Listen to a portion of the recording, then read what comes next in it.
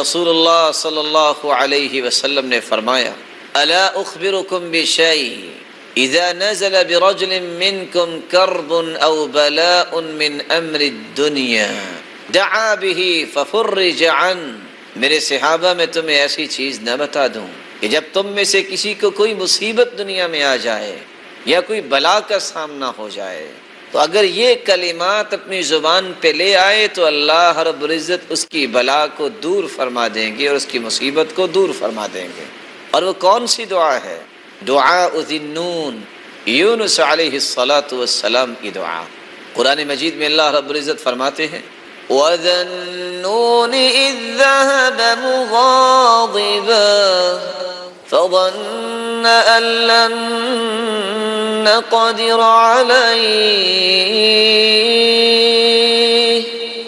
فَنَادَىٰ فِي الظُّلُمَاتِ أَن لَّا إِلَٰهَ إِلَّا أَنتَ سُبْحَانَكَ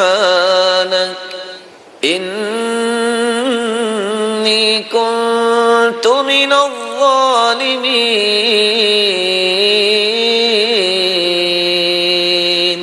وَذَا النُّونِ إِذ ذَهَبَ مُغَاضِبًا، قوم سے ناراض ہو کے یونس علیہ السلام وہاں سے چل دیے۔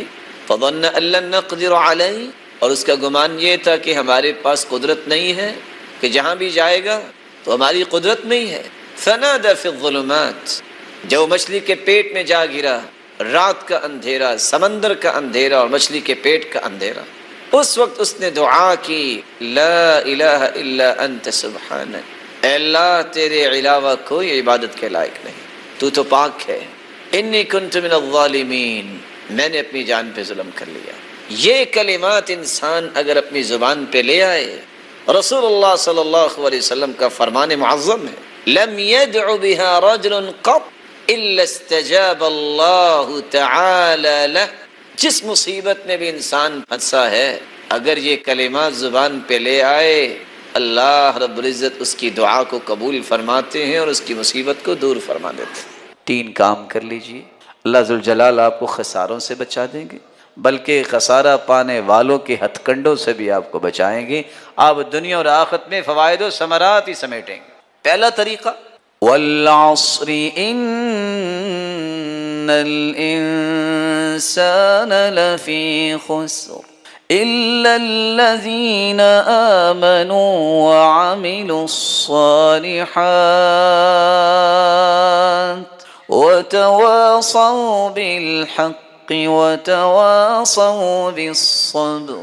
پوری انسانیت خسارے میں ہے، لیکن خسارے سے بچنے والے وہ لوگ ہیں جو ایمان لانے کے بعد 2 کام کرتے ہیں، عمل صالح کرتے ہیں، نیکیاں کرتے ہیں، اور جب بھی انہیں موقع ملتا ہے وہ حق بات پیش کرتے ہیں۔ وہ لوگوں کو بھی صبر کی تلقین کرتے ہیں، خود بھی برداشت کرتے ہیں، ٹالریٹ کرتے ہیں معاشرے کی بہت ساری ایسی چیزیں، لیکن اسی صبر اور برداشت کا سبق بھی دیا کرتے ہیں۔ جب تک آپ کے اندر اور میرے اندر ایمان مضبوط نہیں ہے اور عمل صالح کی محبت نہیں ہے، تڑپ اور ذوق نہیں ہے اور دعوت دینے کا شوق نہیں ہے، کسی طریقے سے میرے 2 کلمات سے کسی کی آخرت بہتر ہو جائے، کسی طریقے سے کوئی بیچارہ بدامن ہے، قلق اور اضطراب میں ہے، اس کو نیند نہیں آتی، شاید میرے چند کلمات سے اس کے دل میں سکون پیدا ہو جائے، جب تک یہ شوق نہیں ہوتا خساروں سے نہیں بچ سکتا۔ اور یہاں میں رسول اللہ صلی اللہ علیہ وسلم کا فرمان بھی پیش کر دوں،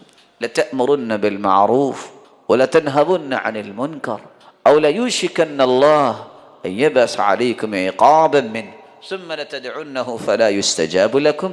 اور نیکی کا حکم کیا کرو، برائی سے منع ضرور کیا کرو۔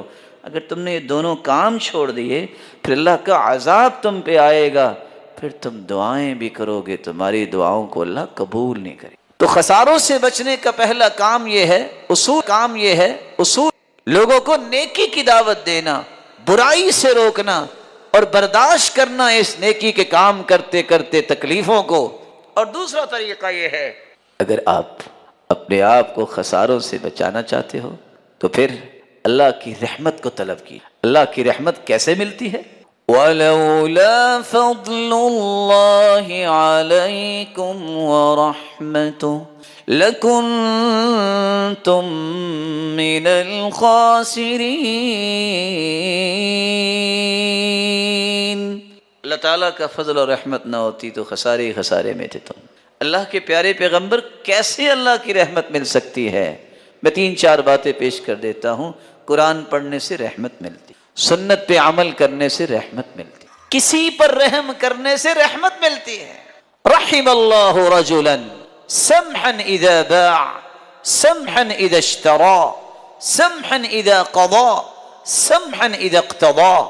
رحمت کا مستحق وہ بھی بنتا ہے چیز بیچتے وقت بھی نرمی سے بیچتا ہے، خریدتے وقت بھی نرمی سے خریدتا ہے، تقاضا کرتے وقت بھی نرمی سے تقاضا کرتا ہے، فیصلہ دیتے وقت بھی نرمی سے فیصلہ دیتا ہے۔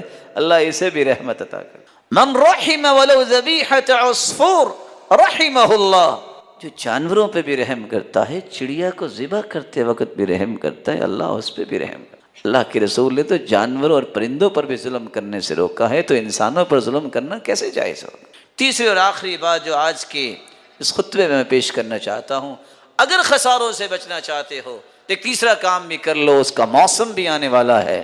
سیدنا ابو ذر رضی اللہ تعالیٰ عنہ فرماتے ہیں، میں مسجد میں گیا، اللہ کے رسول کے پاس بیٹھا میں، تو سید المرسلین نے فرمایا ہم الاخسرون ہم الاخسرون، سب سے زیادہ نقصان اٹھانے والے ہیں، سب سے زیادہ نقصان اٹھانے والے۔ میں نے کہا اللہ کے رسول کون؟ آپ چپ ہو گئے، مجھے ڈر آیا کہ کہیں مجھ سے کوئی غلطی ہو گئی ہے۔ کہا اللہ کے پیارے پہ ایسی ہو گئی ہے، کون ہے وہ؟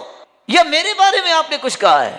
آپ نے فرمایا ہم الاکثرون اموالا، سب سے زیادہ نقصان اٹھانے والے وہ ہیں جو سب سے زیادہ مالدار ہیں، الا من فعل هكذا وهكذا وهكذا، 3 چیزیں۔ ہاں اس خسارے سے نکلنا چاہتے ہیں تو وہ دائیں بھی خرچ کریں، بائیں بھی خرچ کریں، سامنے بھی خرچ کریں، تو اللہ ان کو خساروں سے نکال دے۔ رسول اکرم صلی اللہ علیہ وآلہ وسلم کا یہ فرمان بتاتا ہے کہ اگر خساروں سے نکلنا ہے تو صدقے جیسی کوئی نعمت نہیں۔ یہ خسارہ کیا؟ انسان کو فتنوں سے بھی صدقہ دور کرتا ہے، جسمانی بیماریاں بھی ختم کرتا ہے، روحانی بیماریاں بھی ختم کرتا ہے، معاشرتی بیماریاں بھی ختم کرتا ہے، گناہوں کو بھی معاف کرتا ہے۔ اس طرح گناہ مٹ جاتے ہیں۔ الصدقۃ تطفئ الخطیئہ کما یطفئ الماء النار، آگ پہ پانی ڈالیں آگ نظر نہیں آتی، صدقہ کر لیں انسان کے گناہ نظر ہی نہیں آتے، ختم ہو جاتے ہیں۔ اور صرف دنیا نہیں، قبر میں چلا جائے گا۔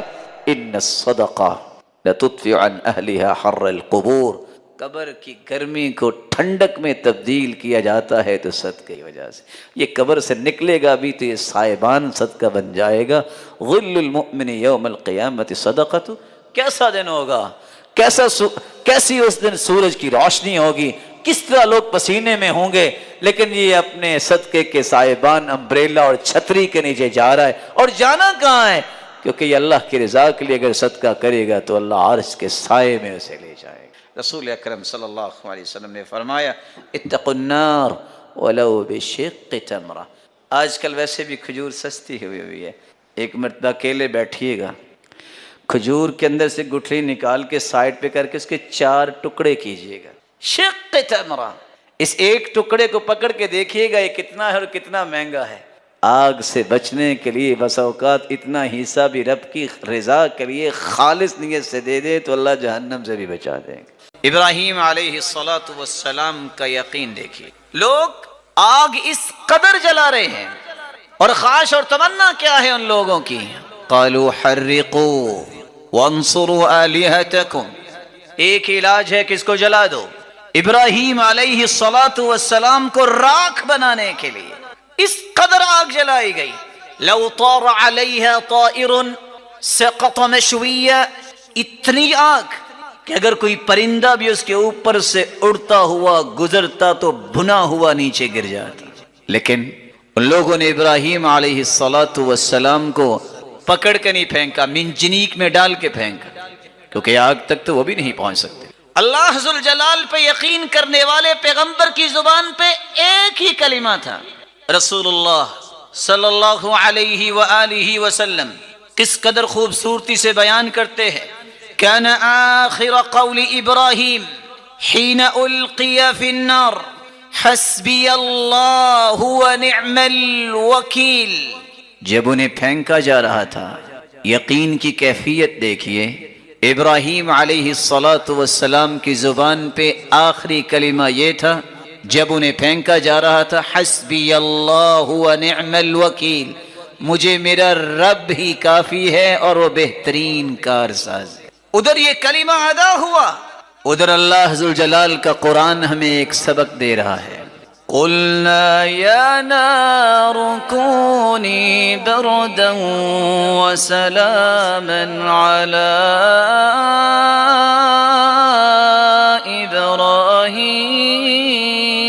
ابراہیم.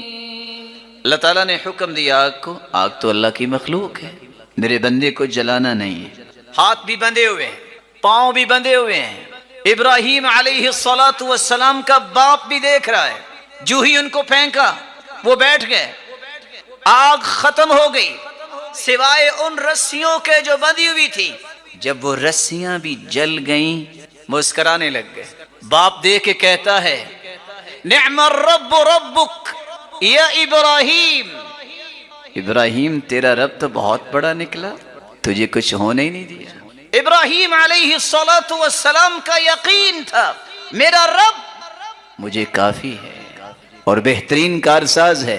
یہ آگ، یہ شعلے، یہ کوئلے کیسے ختم ہوں گے؟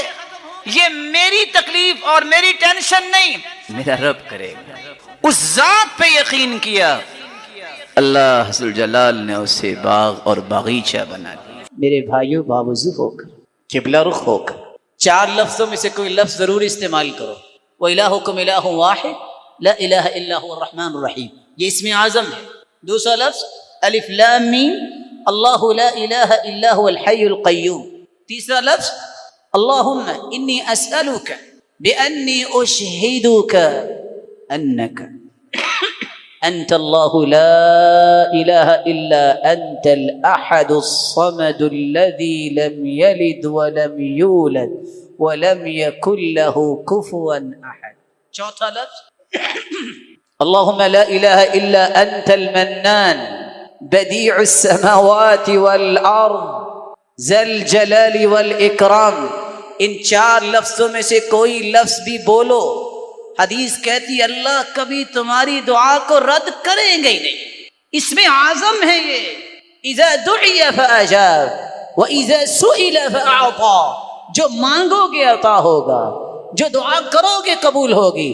پھر اس کے بعد درود پڑھیے. درود پڑھنے کے بعد یقین کر کے دعا کیجیے. کیسا یقین؟ ادعوا اللہ وانتم موقنون بالاجابہ. یقین ہوگا، یہ ناممکن میرے نزدیک ہے. ساری امیدوں کی ڈورے ڈاکٹر نے توڑ دیے، کچھ نہیں ہوگا. لیکن یہ مخلوق ہے، میں بھی نہ اور محترم ڈاکٹر صاحب بھی، فیصلہ اس کا ہونا. اللہ میں یہ چاہیے. فلیعزم المسئلہ، چمٹ کے دعا کیجئے یقین کے ساتھ کہ وہ ضرور سنے گا.